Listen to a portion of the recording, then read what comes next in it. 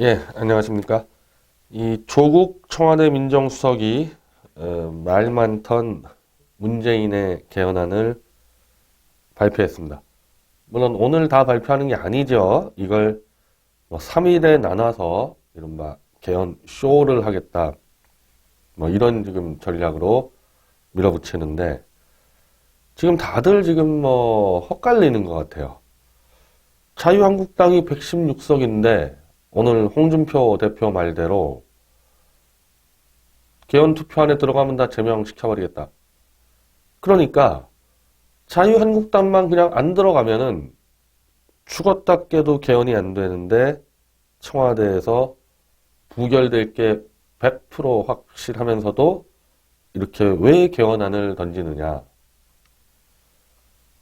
지금 자유한국당뿐이 아니죠. 지금 오늘 나온 개헌은 대부분 이제 노동 관련 거의 노조에게 아첨하는 수준의 이른바 노조 기득권을 크게 늘려주는 개헌안인데 여기 대해서 정의당은 뭐 이런 개헌안 좋아하죠. 그리고 뭐 박지원의 민평당이야 내각제 자료만 주면은 연방제든 뭐 노조 국가든 뭐든 찬성할 사람들이니까. 그런데 바른미래당은 같은 경우는 오늘 개헌안 논평할 가치도 없다. 어차피 안 될 거 왜 그러냐. 저도 사실 이 개헌안에 대해서 별로 이렇게 분석을 상세하게 뭐 할 필요성은 못 느끼는데 월간조선의 이 배진영 기자가 이거를 아주 상세하게 뭐 그분 뭐 이념 워낙 투철한 분이니까 이런 개헌안을 뭐 도저히 뭐 참을 수가 없었는지 아주 상세하게 비판을 했는데 뭐 중요한 거 그냥 한두 개 정도만 소개해 드리겠습니다. 그러니까 이게 지금 이 배진영 기자의 비판을 보면요. 이게 지금 대부분 다 법률로서 국회에 논의를 통해 할지 말지 할 것들을 개헌에다가 다 지금 박아 넣겠다는 게 이게 사실 가장 심각한 문제예요. 좌편향도 좌편향, 연방제 전 단계도 연방제 전 단계 이게 문제지만 지금 이거는 국가정책을 그냥 헌법에다 갖다 박아서 만약 이게 통과된다 그러면은 이거 완전히 그냥 사회주의 국가가 돼서 국회에서 손을 댈 수 없는 그런 것들을 많이 박아놨다는 거죠. 뭐 대표적으로 이겁니다. 안정적인 주거 생활할 수 있는 주거권 및 국민의 건강권을 신설했다. 자, 주거권하고 건강권을 헌법에다가 갖다 박는다는 얘기는 이른바 국가가 대규모 집단 주거 아파트를 만들어주고 지금 안 그래도 문재인 케어 문제가 되는데 국가가 의료 시스템을 100% 장악해서 공산주의식 의료 시스템을 구축하겠다. 그렇게 되는 이 근거를 마련해 주는 거거든요. 이렇게 헌법에 들어간 다음에 예를 들면은 의료보험법이나 이런 부분에서 민영요소 그러니까 예를 들면 미국식 같이 그냥 국민이 사설 의료보험에 들어간다거나 영리병원을 만든다거나 이거 안 된단 말입니다. 이렇게 헌법에다 갖다 박아버리면은 그냥 국가가 다 동일하게 국민 세금으로 의료보험을 100% 보장하는 문재인 케어보다 한 10배 더 나가는 그런 정책을 하지 않으면 이게 만약에 헌법에 들어와 버리면은 그걸 하지 않는 거에 대해서 이와 반대되는 의료보험법이나 병원법에 대해서 위헌 소송을 제기했을 때 대책이 없다는 거죠. 안정적인 주거 생활할 수 있는 주거권도 마찬가지인데 이게 지금 현재로서는 주택임대차보호법 같은 법률이 있지 않습니까? 법률로서 일정 정도 이른바 저소득층 주택 임대차 부분을 보호를 해주고 있는데 그리고 이제 소규모로 공공임대주택도 하고 있는데 이걸 헌법에 박아버리면은 그냥 다 집단 공동 아파트 예전 그래도 좀 잘 나갔던 공산주의 국가에서 좀 잘 나갔던 동독 같은 주거 시스템 그런 걸 하지 않으면 또 위헌 소송 들어올 거 아니냐. 그래서 이런 부분들이 지금 굉장히 많습니다. 이 노동권 관련해서도 마찬가지인데 지금 우리 이 노동 3권 중에서 단체 행동권은 여러 가지 제약을 하는데, 그러니까 노동 근로 조건 개선, 임금 관련해서는 3건이 보장되지만은 회사가 절박한 이유로 정리해고를 들어가는 것에 대해서는 이 단체 행동권이 제한되는데 노동 3건을 100% 보장해준다. 그래버리면은 당연히 이제 정리해고 때도 이 전면 파업이 가능하게 돼서 이거는 이른바 노조의 권익을 아주 강화시키는, 권익이 아니죠. 권익 정도가 아니라 권력이죠, 권력. 지금 안 그래도 지금 대한민국 노조, 민노총이나 한국노총이나 전부 다 정치 참여하고 있지 않습니까? 저기 김성태 자유한국당 원내대표 한국노총 위원장 출신 아닙니까? 저 미국 같은데 한번 국회의원들 쭉 보세요, 이 경력들을. 노조위원장이 국회의원 들어오고 있는 나라가 지금 어디 있습니까? 자유민주주의 국가에서. 노조가 정치화가 되어 있는데 이렇게 정치 권력을 강화해 준단 말입니다. 더군다나 이제 공무원도 전체를 노동상권을 보장한다. 헌법으로.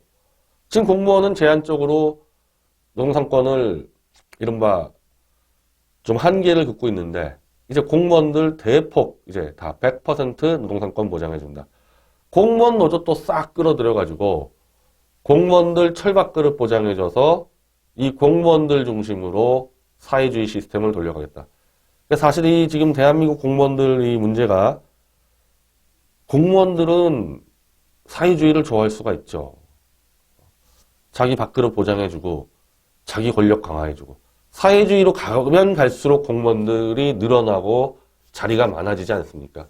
그게 이른바 예전에 사회주의 국가 시스템 때는 다 공산당원들이 다 그냥 모든 걸 다 장악을 해가지고 기업도 다 국유화하고 지금 그런 것들을 기초를 쌓고 있는 이런 개헌안을 지금 조국 민정수석이 3일 연속으로 발표를 한다는 겁니다. 이것도 있어, 이것도. 동일가치 노동에 대한 동일 수준의 임금을 지급하도록 헌법에 의무화시킨다. 이건 이른바 하청의 문제인데 대기업 원청이나 이 하청업체 노동자들이 뭐 자동차다 그러면은 비슷한 일들을 할 거 아닙니까? 이 부품을 이제 만드는, 자동차 부품 만드는 하청업체나 원청에서 그 부품들 들어온 걸 가지고 조립하는 거나 자동차를 만드는 동일가치 노동인데 왜 원청은 연봉 1억이고 하청은 연봉 1차는 그래도요 5천, 6천, 5천쯤 됩니다. 1차는. 2차, 3차 내려가면서 이제 임금이 줄어들죠. 이거를 헌법에다가 1차, 2차, 3차, 4차 원청하고 똑같이 지급하도록 의무화를 시킨다. 이건 법률로 해야 될 것도 아니고요. 이건 그야말로 시장 원리로 해줘야 돼요. 근데 그걸 아예 헌법에다가 이렇게 박아버린다. 지금 배진영 기자는 이거를 이런 식으로 들어오면은 헌법을 장식적 헌법이 아니냐. 회사가 돈이 없는데 어떻게 이 동일 노동을 임금을 다 줄 수 있냐. 근데 그게 아니라 그냥 장식적 헌법이 아니라 이거 관련 법률을 제정하도록 하겠죠. 이거 관련. 기존의 노동 관련 법률들을 다 위헌 소송을 내고 동일가치 노동의 동일 수준의 임금을 하도록 법률 제정을 할 거 아닙니까? 이게 통과되면 장식용이 아니라 실제로 이제 거의 모든 노동자들이 다 똑같은 돈을 받는 명백한 사회주의 헌법이죠. 저는 이거에 대해서 이제 배진영 기자처럼 좀 대중적으로 널리 알릴 필요는 분명히 있습니다. 아, 지금 문재인 정권이 이런 식의 국가를 꿈꾸고 있구나. 명백한 사회주의 국가를 꿈꾸고 있구나. 그 알리는 일에 대해서는 저도 동의를 하고 저도 뭐 기회가 되는 대로 널리 알리겠습니다. 근데 이제 문제는 이게 통과가 안 된다 이거죠. 이게 지자체 동시 투표로 이게 통과가 될 가능성이 0%인데 그럼 대체 이거 왜 이러냐 이거죠. 지금 이 언론 보도를 보면은 여당 내에서도 6월 합의 10월 빅딜 얘기가 나오기 시작했다. 여당도 이거 안 될 걸 뻔히 알기 때문에 6월까지 합의를 하고 투표를 10월에 한다. 지금 그 안이 나왔는데 6월에 합의를 한다 했을 때는 4월 김정은 문재인 회담, 5월 트럼프 김정은 회담이 끝날 시점이 아닙니까? 그 끝나는 시점에서 헌법을 합의를 하게 된다면은 지금 아마 이 지방연방제 부분 관련해서 뭐 내일이나 모레 조국 민정수석이 다 설명을 할 텐데 영토조항하고 이른바 통일조항을 지금 빼놨잖아요. 지금 정해구 국민자문위원장이 대통령에게 보고를 할 때 그 부분이 빠졌는데 현재로서는 그 부분은 이번 헌법 안에는 빠질 게 확실하죠. 왜냐하면은 아직 김정은과 문재인이 딜친 게 공론화 안 됐기 때문에 이걸 4월, 5월까지 미국과 어떻게 차를 엮어서 만약에 핵을 뽑아내는 조건으로 연방제 통일을 간다 하려면은 그 관련 헌법 조항을 싹 다 바꿔야 됩니다. 영토 조항 무조건 바꿔야 돼요. 지금 헌법상 대한민국 북한 땅은 괴뢰 정권이 불법으로 점령한 것인데 그 헌법 조항, 영토 조항부터 바꿔야 되고 자유민주주의에 입각한 통일 조항도 바꿔야 되는 거죠. 원래는 사실 지금 이것 제가 그랬지만 헌법에 지금 들어온 것들 다 법률로 가능한 부분인데 이걸 먼저 낸 거는 연방제 통일을 위한 조항을 나중에 집어넣기 위해서 먼저 바람을 잡은 거고 실제로의 목표는 사실 김정은과 딜을 쳐서 그렇게 하겠다. 그래서 이거는 사실 별 의미는 없습니다. 근데 그거는 나중에 여기다가 연방제를 할 수 있는 조항 2개를 그게 가장 큰 거죠. 지금 이것들보다. 그거를 집어넣기 위해서 먼저 던졌지만 자유한국당이나 바른미래당이나 민주평화당과 정의당은 말할 것도 없고요. 이거 동의할 겁니다. 그 정의당이나 바른미래당은. 근데 자유한국당이나 바른미래당은 지금 이게 사회주의가 되든 연방제가 되든 그건 관심이 없고 총리 장관 나눠먹는 내각제만 꽂혀있기 때문에 만약에 그걸로 협상이 들어가게 되면요. 이거 그대로 담기는 겁니다. 지금 권력관계 부분도 사실상 이 대통령 4년 중임제 말고는 빠져있지 않습니까?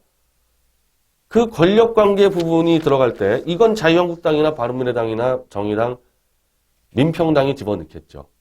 그러면 내각제 요소를 집어넣었을 때 이걸 빼냐 이거죠, 이거를. 이게 지금 올라왔는데 이게 폐기가 돼도 요 내용은 그냥 남아있지 않습니까?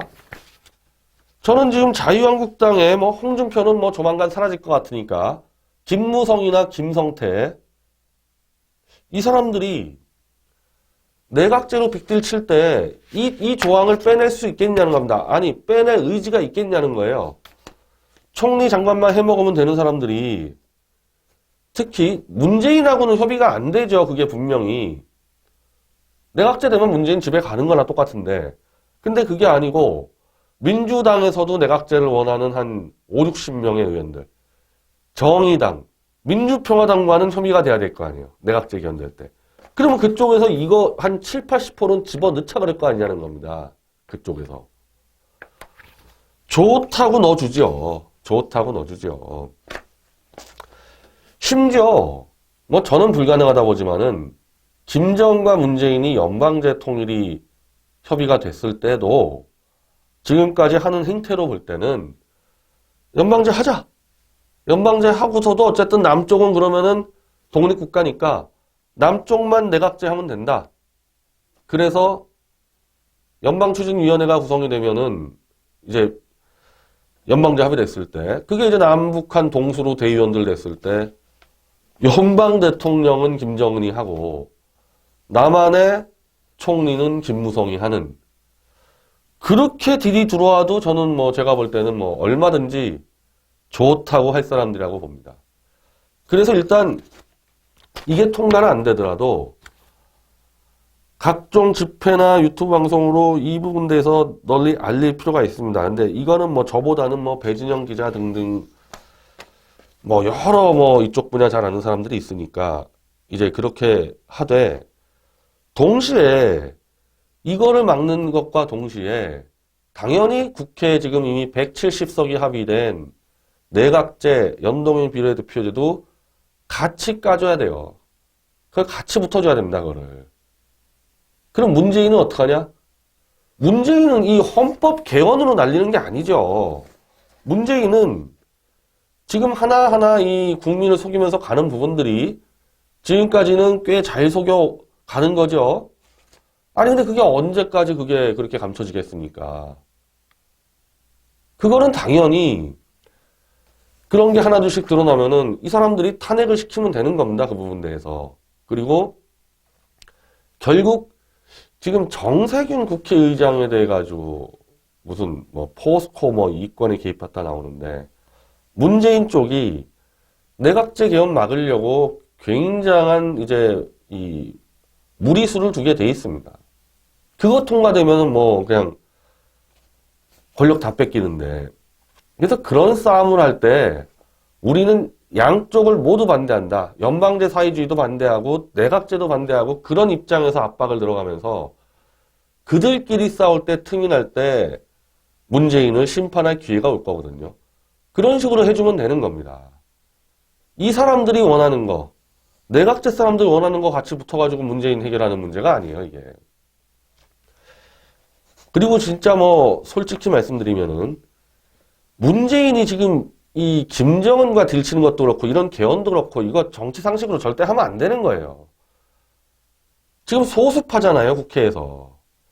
그 소수파가 지금 개헌을 건드려대고 개헌이 필요한 연방제를 건드려대고 이거 어마어마한 무리수를 두는데 그런 쇼가 지금 제대로 국민들에게 잘 알려지지 않는 이유가 뭐겠습니까?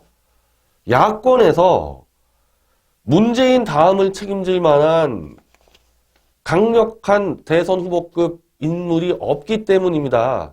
그래서 막 가는 거예요, 문재인이가. 문재인이 지금 지지율 뭐 70%? 그거 안 믿죠, 우리? 한 절반쯤 될 텐데, 분명한 거는 문재인 지지도가 거품을 끼고 있다 하더라도, 야권에서 문재인이 지금 무너졌다 하더라도, 이 사람을 믿고 우리가 국가의 차기 지도자로 한번 해보겠다는 사람이 있냐 이겁니다. 야권에서. 특히 자유한국당. 지금 바른미래당은 어쨌든 안철수 가지고 띄우고 있지 않습니까? 안철수 중심으로 지금 보수당 모으려고 그러고 있지 않아요? 자유한국당에 지금 누가 있냐 이거죠. 특히 홍준표. 지금 홍준표를 어느 국민이 문재인 다음에 저 사람 차기 대통령이다라고 믿고 가는 사람이 있습니까? 홍준표 주위에 그냥 태극기파리들만 둘러싸고 있는 거지. 김무성 없잖아요. 노무현 때 노무현이 막 밀고 가다가 노무현이 계속 제동 걸린 이유는 박근혜 대통령이라는 차기 대권 주자가 야당 당수로 버텼기 때문에 아닙니까? 그래서 노무현이 국가보안법 폐지하려는 것도 못하고 다 엉망되지 않았습니까? 그때 또 이명박도 있었죠. 이명박 대통령 때 그렇죠. 야권의 문재인 그리고 같은 이제 여당이지만 박근혜 차기 주자들이 이렇게 견제를 하는 겁니다.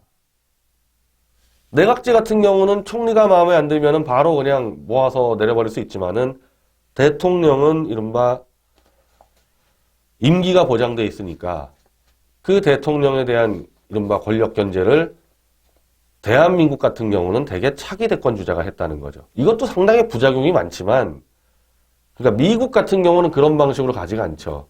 미국 같은 경우는 상하 양원제가 정확하게 돼 있으면서 이 선거 제도도 상원 6년이라는 대통령 임기 4년인데 상원이 6년 아닙니까? 어떻게 보면 상원이 더 국민적 신뢰를 받을 수도 있는 거예요. 그 상원이 버텨주고 하원은 2년마다 갈아치면서 물갈이하면서 그 선거 주기를 딱 맞춰놨기 때문에 2년마다 기본적으로 중간평가하는 시스템이 되어 있는 거 아니에요. 그런 식으로 대통령 견제를 하는데 지금 이 우리 대한민국은 총선과 대선이 이상하게 돼 있어가지고 대통령이 지금 막 밀고 갈 때 지금까지는 그런 식으로 견제했다는 겁니다. 차기 대권 주자가. 그 차기 대권 주자가 전멸이 돼버리니까 이게 지금 문재인이가 마음 놓고 쇼를 하는 거죠. 그래서 일단은 일단 홍준표부터 빨리 제거해야 됩니다. 일단 그거부터 없애버려야 돼요. 그래서 다시 새 판을 짜는 준비를 해야 되는 거지. 이대로 가다가는 이거 계속 이렇게 가요. 그리고 이렇게 되면은 안철수가 보수 세력을 다 먹게 생겼는데 차라리 그렇게라도 안철수가 문재인 견제했으면 좋겠다. 제가 그 충심까지는 부정하지 않겠습니다. 그러나 마찬가지 결과가 나와요. 이런 국제사적인 큰 변화 속에 북한을 점령해서 자유민주주의 통일을 해야 될 시점에서 안철수 갖고 뭘 하겠냐는 겁니다. 신경을 꺼버리세요. 그 부분 대해서는. 어차피 없으니까. 그리고 진짜 개헌을 한다 그러면요. 즉 저항적 대통령제 개헌한다 그러면은 미국식으로 그냥 가면 되는 거예요. 제가 아까 설명드렸죠. 6년짜리 상원, 2년 하원 나눠가지고 지금 국민소환제 또 끌고 나왔는데요. 하원이 2년이면요. 국민소환 할 것도 없죠. 2년마다 갈아치면 되는 거예요. 그리고 상원은 6년인데 그 상원은 사실상 국회에서 이른바 대통령도 견제하고 이른바 어떻게 보면 사법부도 견제하고 국가 중추거든요. 그거는 인정해 주는 거고 하원을 계속 갈아치면 됩니다. 법안은 원래 하원이 훨씬 많이 만들어요. 상원은 하원이 파퓰리즘 법안 올리면 막아버리는 입장을 갖는 거고 그래서 개헌을 한다. 저는 지금 이 보수 세력에서 이런 개헌안을 주장할 사람이 지금 보이지가 않는데 저는 상황에 따라서는 미디어워치 자체적으로 개헌안을 만들어서 올릴 수 있습니다. 뭐 조국 민주수 이런 정도 만드는 건 제가 하루 만에 만들어요. 이 개헌의 지금 헌법에 보강할 문제를 자유통일 부분도 훨씬 더 강력하게 하고 저는 그 평화통일 조항 빼야 된다고 보거든요. 왜냐하면 북한이 지금 내부에서 쿠데타가 벌어질 수도 있는데 괜히 그 헌법의 평화통일 조항으로 발목 잡힐 수가 있으니까 평화통일 조항 빼버리고 자유민주주의 통일로서의 통일 방식을 대통령은 반드시 의무화해야 된다. 이런 정도로 더 강력하게 밀어넣고 좀 늘 것들 많이 있다는 겁니다. 그런 부분에 대해서. 그리고 오늘 뭐 보니까 무슨 4.19 혁명, 부마 항쟁, 5.18 민주화 항쟁, 60 항쟁 쫙 넣었는데 아니 이런 거 넣으려면요. 6.25 넣어야죠. 그렇죠. 그러면은 미디어치가 만든 헌법에 이렇게 들어갑니다. 자, 임시정부부터 얘기할게요. 지금 임시정부의 법통을 통해서 뭐 4.19 쭉 넘어가면서 이른바 48년 건국이 빠지지 않았습니까? 임시정부 초대 대통령이 이승만 대통령이고 대한민국 건국 초대 대통령도 이승만 대통령이니까 상해 임시정부를 시작해서 1948년 대한민국을 건국한 정신을 잇고 6.25를 통해서 자유민주주의를 지켜낸 그 역사적 전통을 잇는다. 그렇게 넣으면 될 거 아닙니까? 그러니까 조국 수준으로 이런 식으로 툭툭 집어넣기 시작하면요. 저도 이런 헌법 같은 거 하루 만에 만든다니까요. 그래서 그런 부분도 이 강화를 하고 아까 말씀드린 대로 대통령 4년 중임제 이거 분명히 해야 됩니다. 4년 중임제보다도 저는 사실은 지금 시진핑이 황제되기 전에 5년 중임제도 필요한데 근데 그렇게 되면 이제 상하 양원에서 이제 임기가 안 맞으니까 4년 중임제 대통령, 국회 상하 양원제, 상원 6년, 하원 2년. 그리고 미국에도 헌법재판소가 없습니다. 탄핵심이요, 상원에서 해요. 그래서 문제가 안 돼요. 국민이 뽑을 대통령을 어떻게 지명직 헌법재판관들이 탄핵을 시키냐? 그런 논란이 안 벌어지지 않습니까? 미국에서는. 헌법재판소 없애버려야죠. 당연히 없애버려야죠. 상원에서 하게 하고. 대법원 같은 경우 이거는 우리가 자유통일 세력이 정권을 잡았다는 전제로는 대법원 같은 경우 대법원장 임기 거의 무제한 해줘야 돼요. 그렇게 해야지 편향되고 작용화되고 파퓰리즘 판사들을 다 제거할 수 있습니다. 그래서 그런 식으로 개헌할 것들이 수두룩하거든요. 미디어 워치에서 이제 나오는 거 보고 이 사람들 그 논의하는 거 보고 개헌안을 자체적으로 만들어서 발표를 해서 미디어 워치 독자들이라도 홍보를 하도록 하겠습니다. 어차피 국회 구조상 볼 때 결국 내각제로 개헌안이 통과됩니다. 그거는 이미 결정났다고 보시면 돼요. 그 내각제 개헌안에 바로 이런 것 같은 사회주의 요소가 얼마나 들어오느냐, 연방제 요소가 얼마나 들어오냐만 남았지, 내각제 개헌안으로 통과하게 돼 있지, 대통령 중심제로 통과되는 건 현재 이 국회 구조상 불가능합니다. 그래서 결국 싸움은 내각제 개헌 저지로 가도록 돼 있다. 그게 6월이 될 수 있고 지금 나온 10월이 될 수도 있는데 6월이든 10월이든 지금 이게 볼 때는 국민 투표가 6월이냐 10월이냐 얘기지 국회에서는 지금 6월 정도에 내각제 합의가 될 겁니다. 네, 내각제 합의는. 그건 5월에 될 수도 있어요. 내각제 합의는. 그건 어차피 다 이권이 맞아 들어가니까. 거기다가 연동형 비례대표제하고. 그래서 개헌 논란 같은 경우 이 다음 스텝을 꼭 봐주십시오. 이 사회주의 헌법 이걸로 끝나는 게 아니라는 점 꼭 기억해 두시기 바랍니다.